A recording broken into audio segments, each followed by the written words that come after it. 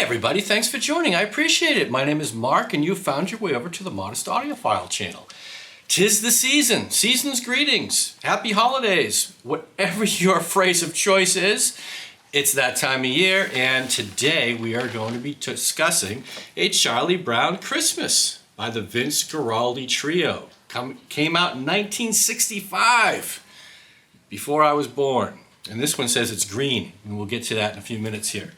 So yes, what we're going to cover today, real briefly, is this record, vinyl, as well as a HD HiRes 24-bit 192K FLAC file that I've had for a couple years. We'll talk about that in a second. But as any good Gen Xer knows, this is one of the big four holiday specials at the time, right? We had, at least in my house growing up, and this was before you could click pause. There were no commercials.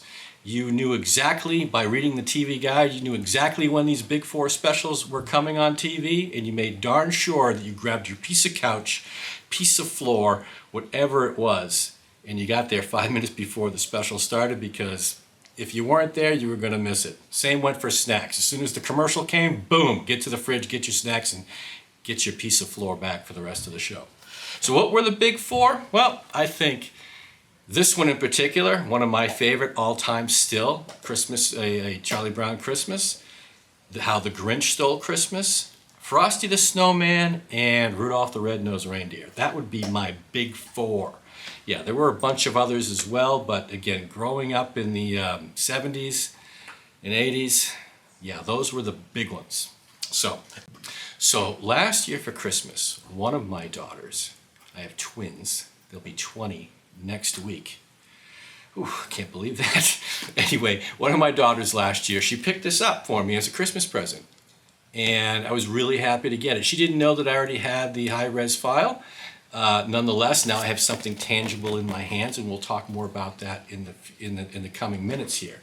So what we're going to discuss is comparing this vinyl to 2019 edition, I believe it is, against the 2011 high-res FLAC file, again 24-bit 192K that I downloaded off of HD tracks, 6-7 years ago or so. So let's start with this vinyl copy here. As far as the packaging goes, you know, very simple, very nice classic album cover. The back has a nice write-up. Still got the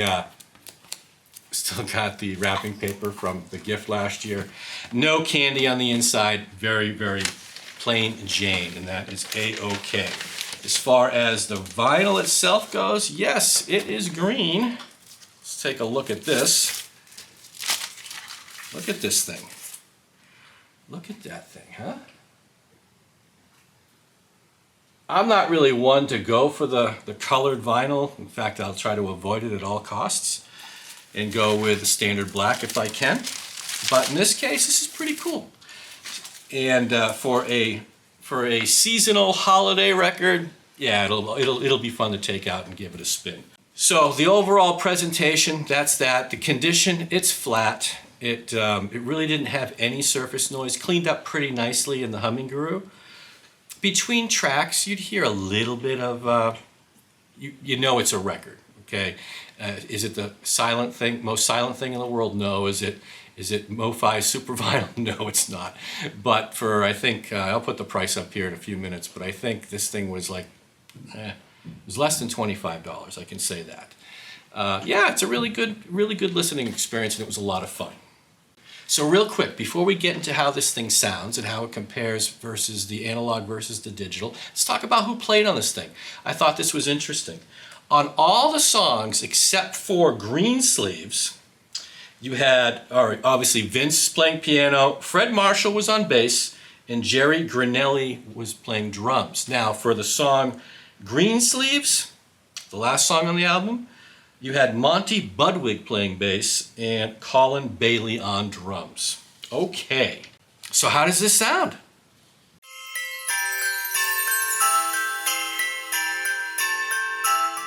So as far as how this thing sounds, let's talk about the treble first. You get really nice sparkle on the highs. It's vibrant. The cymbals are excellent.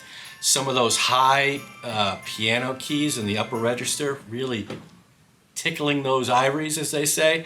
Yeah, they come out really well here. Treble is very nice. The mids, I put sugary, super sweet mids. Again, with the piano being very much up front for the majority of this album. And again, those backing vocals, and in this case it's really children or children's choir or whatever it is. It's kids, and they sound great. The mids on this thing is really, really nice. And as far as the bass goes, it's not going to overpower you, but it's nice and big, and it's full and round and warm across the board. Very, very nice listening. And that's regardless if it's vinyl or digital, which I thought was a surprise. As far as the soundstage and imaging goes for, you can hear my dog in the background, Super Samson. So as far as the soundstage and imaging goes, we'll start off with the vinyl record first. Now, my speakers are 8.5 feet apart, and I'm sitting 8.5 feet away from them. Overall, the soundstage was inside of the speaker boxes, meaning for the majority of the record, it was the speakers inside. That's where your soundstage lived. Occasionally, it may stretch out to about a foot outside the speakers, but not very often. However, what the soundstage lacked in width, it made up for in depth. My speakers are 3.5 feet in front of the wall, and when I mean depth, you had a lot of nice layering. There isn't a lot of instrumentation going on here. You had bass, drums, piano, occasional backing vocals in general. So there wasn't a lot going on, which really, when you had the opportunity to sit down and listen to it on a modestly priced system, you got some nice depth there, and that was fun to listen to. Overall, the green piece of vinyl really gave a nice soundstage and imaging. Imaging was pretty locked. It was a very nice experience, certainly the best I've ever heard it, having not heard it before on a modestly priced sound system. So yeah, really, really nice and enjoyable. We'll get more to that later after we're done here, but I really enjoyed listening to this. Let's go over a couple decibel level checks that I did, and then we'll briefly talk about the digital version of this. So I did a couple decibel level checks on a couple songs, both from the record and from the digital file. Now, in saying that, I had to make sure that I dial in the appropriate volume, because volume on the digital is always going to be a little bit higher. So, needless to say, I made sure that I dialed in the volume to match the decibel levels as best I could on both. We'll start with the record, the analog record, and we started with the song Linus and Lucy. Had to do that, right? So for those who don't know, if you're young and you don't know the song named Linus and Lucy, maybe YouTube is going to smack me here, but here you go. Linus and Lucy, everybody. Turn that off. Okay, so Linus and Lucy, fourth song on side one. It came in with a low of 63 decibels, a high of 92 decibels, for an average of 83 decibels. So that's the analog. Put over here the digital. So the digital low end of the decibels was 54, high end was 89, and average of 81 decibels. Now, the surprising part is typically I'm always getting, say, more punch. I'm getting more dynamic range typically on my analog setup when I'm listening to vinyl as opposed to digital. Now again, we look over here to the vinyl, we had a difference of 29 decibels between the high and the low. Over here in the digital, we had a difference of 35 decibels. I just thought that was weird. I typically don't see that. So the second song I did a decibel level check on was Hark, the Herald Angels Sing. And this was on the second side. Low end, so let's start with analog. Low end was 48 decibels, high was 87, for an average of 80. Now the difference here is 39 decibels difference between the high and the low. All right, over here we'll go with the digital file, And that had a low end of 45 decibels, high end of 86 for an average of 78. 41 decibels difference. Yeah, I was very surprised. I don't know why I'm surprised, but I'm surprised nonetheless. Because again, typically when I do these comparisons, I'm getting much more dynamic range on my, my analog. Anyway, that's that. Okay, so before we get into the songs here, let me state that the FLAC file that I put in, the one that I bought from HD Tracks, it's a 2011 file. It's 24-bit, 192K. The Soundstage was wider. Again, really surprised me because generally speaking, all of my analog setup portrays the Soundstage in a wider fashion.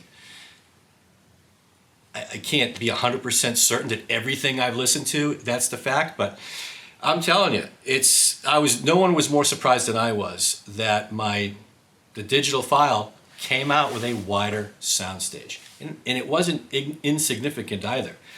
Again, listening to the record, the analog record, I was getting about inside the speakers to maybe a foot outside. You load the file on, same volume levels, same decibel levels basically. Going through the Eversolo, I was getting a Soundstage that was 3 feet outside of the speakers. A big difference. I was really surprised. In fact, I went back and made sure, is this the same master? Is this everything's the same? It is. So anyway, the digital experience, at least from a Soundstage perspective, width-wise was wider. It was wider by 3 feet on both sides. So a remarkable change in Soundstage. The overall depth was maybe harder to determine the differences. The depth, like I said, the depth on the record was really good, about 3 feet. And from the digital perspective, the depth I'm going to say was about the same. It's certainly nothing jumped out at me that went, oh, the depth isn't nearly as good. It was pretty darn close. I couldn't really determine the differences after about 3 different listens. As far as the overall imaging goes, how locked in place those instruments were, wherever they were in the Soundstage, that was a push. Both the digital and the analog had really, really good imaging. So, yeah, so that's that. So, okay, let's talk about some of the songs and really, again, if you're really sitting down and listening to this thing and not just doing it through your car radio when you're listening to Sirius XM or whatever and the songs come on, but you're actually listening to these songs, some really interesting things popped out. And overall, it was a great listen, and we'll talk about more of that here real soon. All right, side 1 starts with O Tannenbaum, O Christmas Tree. Real quick, I can, 3rd grade, long time ago, I can still sing this song in German because that's what we had to do as a 3rd grader. O Tannenbaum, yeah. Strange how that logs in the gray matter here. I wish more stuff would log in. Starts off with a great piano in the center, and it's up front, and that's pretty much pervasive across the rest of the recording, regardless if it was analog or digital. Great piano. You're getting a lot of space. You can feel the air. Maybe a little bit more on the analog, I think, or maybe that's just my preconceived notion that you can get a little more space and air. But regardless of which one I was listening to, space and air was prevalent. You felt like you were in the room on some of these songs, which was really, really nice. So yeah, this song started with great piano in the center and up front. It had a full warm bass behind it. And at the end of the song, the piano keys up the register, really, that's what I was saying, tickling those ivories. Yeah, they sounded great. Really, really good. Second song, What Child Is This? This song really showed some of the depth. You had drums and cymbal, which were center left of the image and in the back a little bit. Because piano was up front and you had full bass in the back as well. So a song that really showcased the depth. Really nice, really nice. My Little Drum, 3rd song, put nice kid backing vocals, tucked in the back, center left. It was really cool. Never quite heard those backing vocals. You know, you can't, not when you're watching it on TV. or you're, again, listening to it in the car. Really, really nice backing vocals. And in this case, you can hear the room. Very, very nice. All right, 4, right? Linus and Lucy. We just played a little snippet of it here. Linus and Lucy. Nice. We all know the song, so it is what it is. But what I really pulled out of it this time, listening to it on this system, was great hi-hat. Great hi-hat on the left. Really pristine hi-hat on the left. You had, on the end, you had a nice center of the cymbal tap that was very discernible as well. Really, I mean, we've all heard, like I said, we've all heard this song. I've never heard it better. I was really exploring this song, crawling inside of the song, essentially, while I was listening to it. Excellent, excellent stuff. So, the last song on side 1, song 5, is Christmas Time Is Here. And this is the instrumental one. And you know, you don't really listen to it when it's on TV. You listen to the next one, which is the vocal version. You listen to that when it's on the TV or when it comes on the radio. But sitting here, forced to listen to this, right? Because you put it on vinyl, you're going to listen to it. This thing was great. I put a star next to this thing. It was big, full, warm, layers. Really, really nice. The bass rumbles. Yeah, stand-up bass in this case was rumbling in the room. Really, really nice. I put great space in here, and meaning that you could sense the space between the instruments within the image. Really, really good. Good use of, you could hear the room reverb in there too. And I put, drum brushes. You can not only know they're drum brushes, but you can, with your mind's eye, it's so articulate, you can actually see the drum brush scraping the top of the snare drum. Yeah, I know. But it was really cool. This is not a song that you listen to the next one, which has the vocals on it. We'll get to that in a second. But this instrumental version, yeah, I really enjoyed it. I think it's like 6 minutes or so. And this is really applicable to the rest of the album. I thoroughly enjoyed this. I had no idea this sounded so good coming out of a modestly priced hi-fi system. You guys probably knew that, but I didn't. It was really nice. All right, so let's flip on to side 2 now. And side 2 starts with Christmas Time Is Here, but with the vocal. You know this song because if you're like me, all of a sudden the song starts, you hear the vocals, and you can see with your mind's eye the actual special, the TV special, and where that was being played at the time. Really nice flashbacks, and I just put great vocals by the kids. Really, really well done. Okay, next one is all about Snoopy, a song called Skating. Great piano sound, great piano sound. Layered again, and this is regardless if it's analog or digital. You're getting really, really good recording. And the layers were very discernible within the soundstage. Big smiles the whole time I was listening to this. Excellent, excellent song. Up-tempo part was fun. Again, this thing kicks into a little bit of an up-tempo part about halfway through the song that you don't see on the special or hear on the special, but you get it here on your system. Cool stuff. The third song, this is one of those songs that you have to listen to. This version of it, at least I do. Hark the Herald Angels Sing, right? This is the part near the end of the TV special where all the kids are gathering around the tree that Snoopy put back together after Charlie Brown thought he killed it. Anyway, it's at night, right? And they're humming at the beginning of the song, and all the kids' mouths are wide open. Every time they take a breath, Pigpen's dust clutters in the snow. Anyway, great, great stuff. I got chills listening to this thing. In fact, I put it here, chills. Quintessential Christmas song. Great warm organ when those kids are humming. I really never noticed the warmth coming out of that organ before. It was really nice. And then once they switched from the humming to the singing, it was almost jarring. It was very vibrant. It woke you up. It was great. It was a great listening experience. I highly recommend it. The fourth song is called Christmas Is Coming. It's a toe tapper. I put yeah, exclamation point, you're there, toe tapping, head bobbing. This is a lot of fun. Where's my eggnog? It projected in the room really nicely. This is one of the ones that maybe edged a little bit further into the room, maybe about 6 inches in front of the speaker and then going back to the back wall. Overall, about 3.5 feet of depth for this song. Excellent stuff, really. Projected nicely. And the fifth song, all about Schroeder, right? This is Christmas Beethoven. Fior Elise, if I'm saying that correct. And it's Schroeder and Lucy, enough said. It's just the piano, by the way. It's sparse in a good way. It was fun. Going on to the sixth song called The Christmas Song. I put here great reverb on the piano to start. Really, really nice. Again, close your eyes and you're kind of in the same space with these instruments. Very, very nice.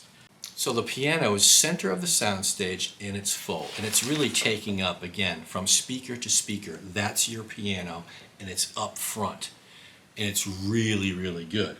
About halfway through the song, the bass, drum / brushes fill out the rest of the soundstage.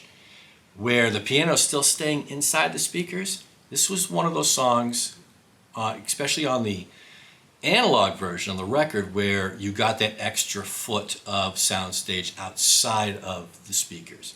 On the FLAC file, the digital version, yeah, this is a really wide soundstage. This was going out to 3.5 feet. It was probably the biggest soundstage on the record. Really, really nice to listen to. And then lastly, it ends with Greensleeves. I put very nice in-room sound. We all know Greensleeves, classic song.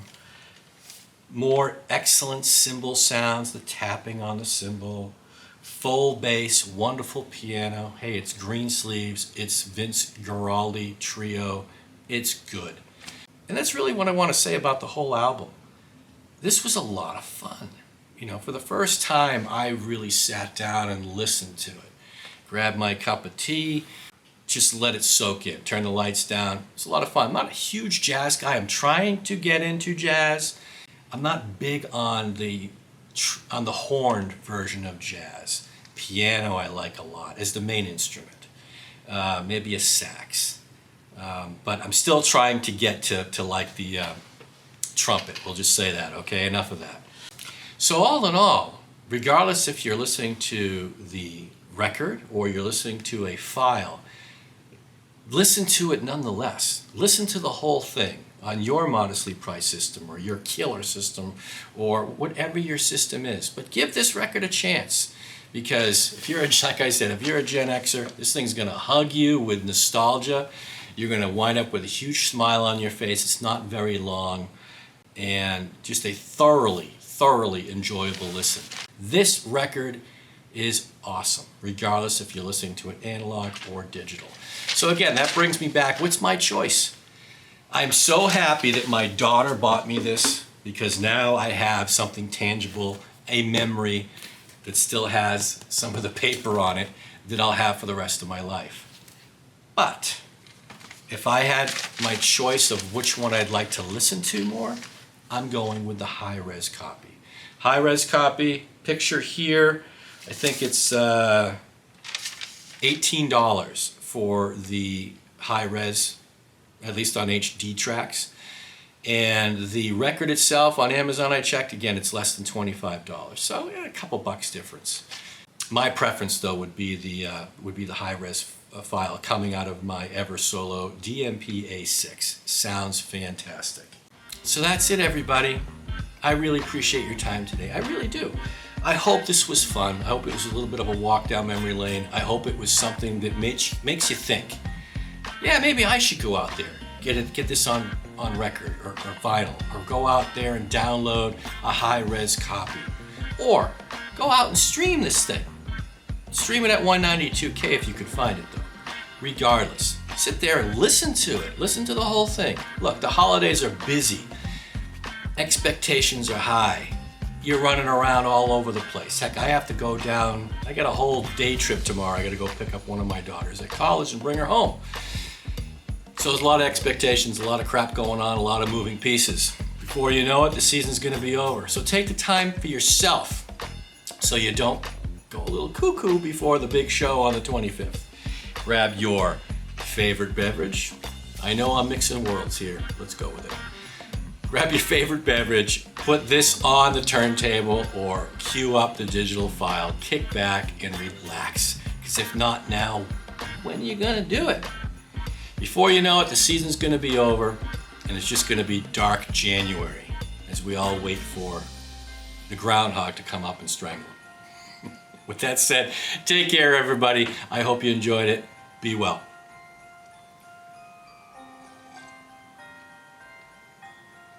Good. Could use a little bourbon, if I'm being honest. All right, take care. Bye.